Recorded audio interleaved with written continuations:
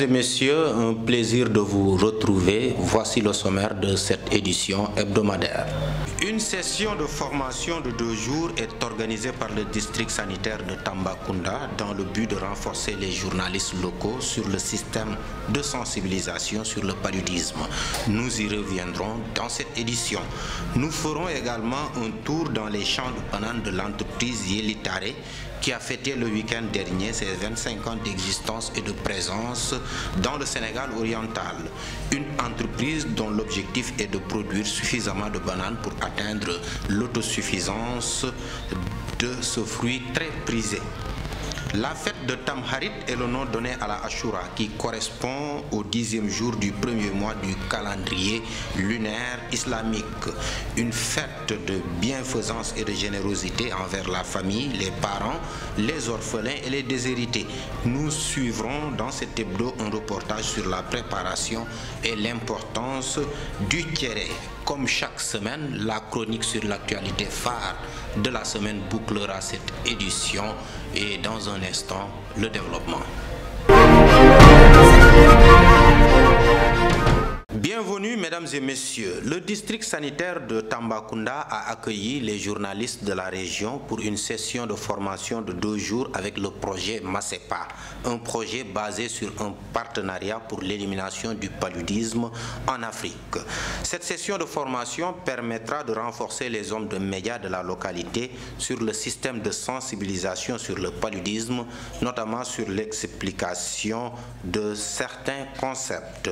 Les journalistes présents sur les lieux sont revenus sur l'importance capitale de ces formations, les permettant d'être dans les conditions optimales pour pouvoir mieux sensibiliser. Un reportage signé Junior Ba. Les journalistes du département de Tambacounda, par ailleurs soldats de l'information, ont répondu massivement présents au district sanitaire de Tambacounda pour une séance de formation de 2 jours sur la sensibilisation contre le paludisme. Le district sanitaire juge important la cible des acteurs communautaires. Au niveau de tous les postes, il y a des acteurs communautaires qui sont recrutés, mais qui portent, n'est-ce pas, le nom de champion communautaire parce que rien que par le nom, c'est un slogan, c'est une philosophie, c'est un engagement, n'est-ce pas, que le nom de champion communautaire porte. Parce que normalement, c'est-à-dire parmi les acteurs communautaires qui ont l'habitude, n'est-ce pas, de mener des activités de promotion de la santé, on a choisi les meilleurs, n'est-ce pas, pour impulser, n'est-ce pas, le développement, donc en matière de santé un peu partout. Donc c'est des gens qui sont des exemples dans leur communauté, n'est-ce pas, qui ont l'habitude, n'est-ce pas, d'être au devant, n'est-ce pas, de la scène, n'est-ce pas, justement pour, n'est-ce pas, porter le combat de la lutte contre le palu, parce que nous savons tous que le palu fait partie des maladies aujourd'hui qui fatiguent plus le Sénégal et surtout le Sénégal oriental, comme Tambacounda, Kédougou et Kolda. MASEPA, Malaria Control and Elimination Partenariat en Afrique, par ailleurs partenaire de ce projet, se dit conscient du choix porté sur les acteurs communautaires, étant les personnes ressources pouvant mieux transmettre l'information.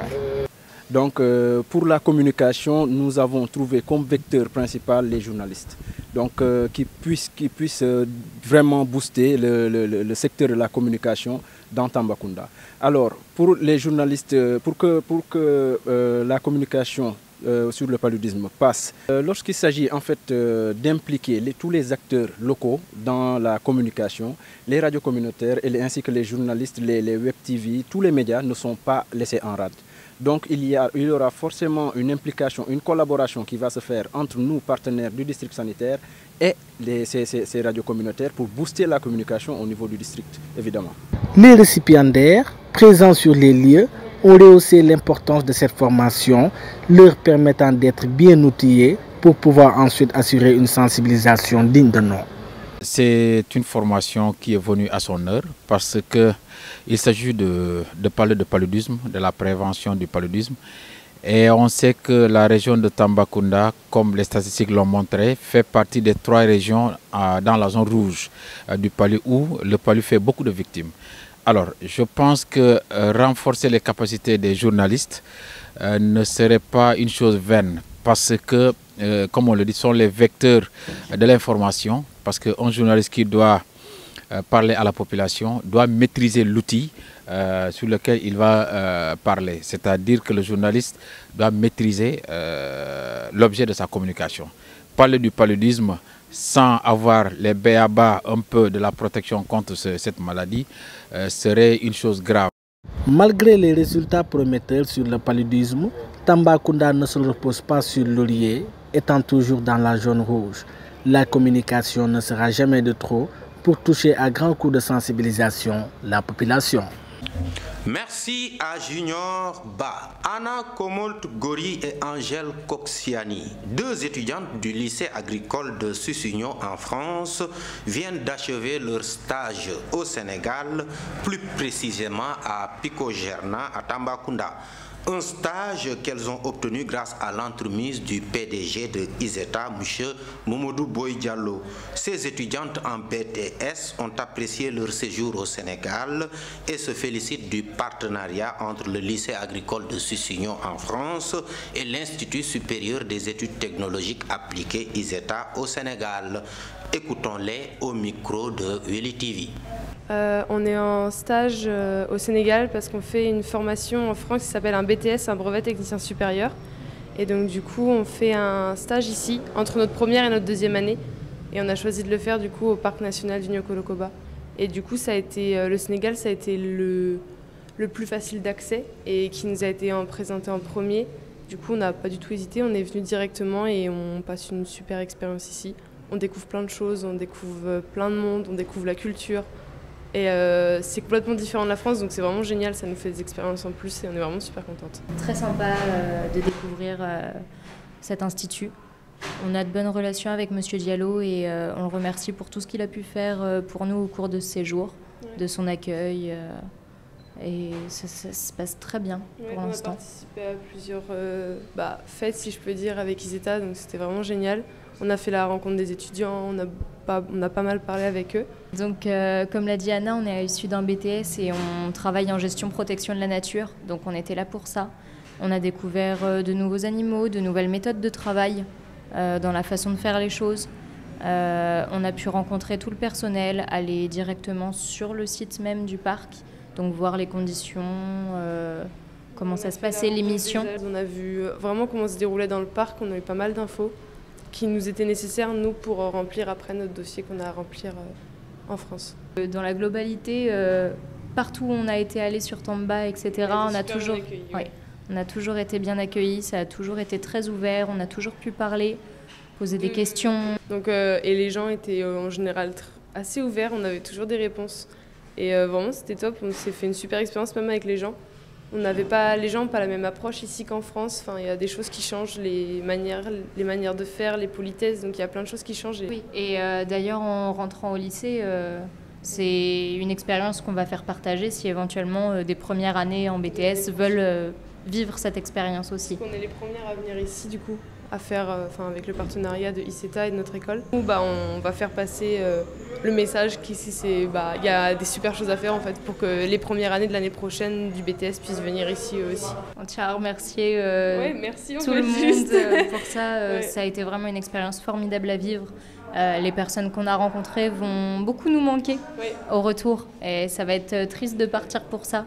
On remercie en fait simplement tout le monde parce qu'on a eu un accueil vraiment top de tout le monde, que ce soit les jeunes, les plus anciens, les personnes chez qui on a vécu, les personnes qu'on a rencontrées, les familles, les gens dans la rue qu'on a croisés, avec qui on a parlé. Enfin vraiment, on nous avait dit que le Sénégal avait un accueil de fou et c'est vrai quoi. Je vous l'annonçais dans les titres, l'entreprise Yelitare a célébré ses 25 ans d'existence dans le Sénégal oriental. Une occasion pour fêter la réussite et l'émergence de la filière banane. C'était en présence de plusieurs producteurs et clients venus des 45 départements du Sénégal et de la sous-région, notamment la Gambie et les deux Guinées. L'objectif visé par l'entreprise Yelitare est d'atteindre l'autosuffisance alimentaire en bananes. Notre reporter Junior Ba et nos deux caméramens qui étaient sur les lieux nous retracent les moments forts de cet événement. Donc Yellitare d'abord c'est une entreprise qui date de 25 ans. Donc ça fait 25 ans que Yellitare n'a pas organisé donc une grande rencontre avec ses clients et ses producteurs. Donc raison pour laquelle il nous est venu en tête de fêter les 25 ans de Yellitare avec les clients répartis dans les 14 régions du Sénégal, dans les 45 départements, et également donc avec les clients donc dans la sous-région, tels que les clients en provenance de la Gambie, de la Guinée donc, et autres. Donc actuellement c'est la raison pour laquelle nous sommes venus fêter donc la réussite en quelque sorte et l'émergence de la filière banane sénégalaise, donc qui fait aussi partie des priorités du chef de l'État. Comme vous savez, le président de la République a lancé le programme d'amélioration de la filière banane sénégalaise en mettant en place également une enveloppe de 3,5 milliards donc pour renforcer la filière banane sénégalaise, donc tout en espérant une autosuffisance. Donc le président du groupe Yellitare, Mamadou Sall, a également promis au chef de l'État donc de lui procurer cette autosuffisance. Donc, en collaboration avec tous les producteurs bien sûr et tous les acteurs sur toute la chaîne donc de Yellitare. Actuellement l'objectif c'est d'atteindre l'autosuffisance de la banane au Sénégal. Donc à chaque année nous faisons le point et nous déterminons donc quelle est la surface qu'on pourrait ajouter sans pour autant qu'il y ait surproduction. Donc à chaque année il y a des ajustements, il y a des prévisions selon donc les pertes de vente et selon aussi la demande.